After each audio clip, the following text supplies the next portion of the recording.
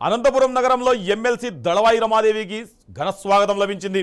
Governor quota కింద ఎమ్మెల్సీగా ఎంపికై ప్రమాణ స్వీకారం అనంతరం తొలిసారిగా అనంతపురం చేరుకున్న ఆమెకు టీడీపీ శ్రేణులు వడ్డెర కులస్తులు భారీ గజమాలతో ఘనంగా స్వాగతం పలికారు. నగర శివార్లో భారీ కాన్వాయ్తో అడుగుపెట్టిన రమాదేవిపై పూల వర్షాలు కురిపించారు. పలువురు మహిళలు మంగళ హారతులతో స్వాగతం పలికారు.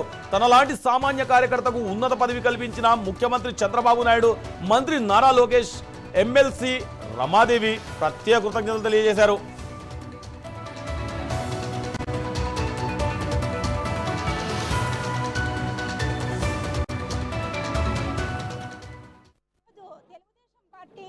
అట్టడుగున ఉన్న బీసీ వర్గానికి చెందిన వడ్డెర కుల ఆడబిడ్డకి ఇంతటి గొప్ప అవకాశాన్ని కల్పించినందుకు నారా చంద్రబాబు నాయుడు గారికి, నారా లోకేష్ అన్న గారికి, తెలుగుదేశం పార్టీకి నా తరఫున ప్రత్యేక కృతజ్ఞతలు తెలియజేసుకుంటున్నాను. అనంతపురం ఆడబిడ్డ అయినటువంటి దళవాయి రమాదేవి గారికి ఎమ్మెల్సీగా అవకాశం కల్పించినటువంటి గౌరవ ముఖ్యమంత్రి నారా చంద్రబాబు నాయుడు గారికి, అలాగే మా భవిష్యత్ నాయకుడు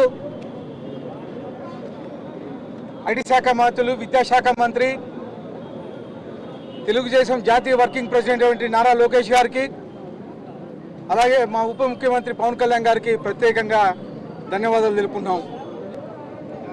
దేనికంటే ఒక సాధారణ ఆడబిడ్డ, కేవలం క్లస్టర్గా పనిచేసే ఆడబిడ్డకి, బడుగు బలహీన వర్గాల ఆడబిడ్డకి, బీసీలు అంటే తెలుగుదేశం అంటే బీసీలు,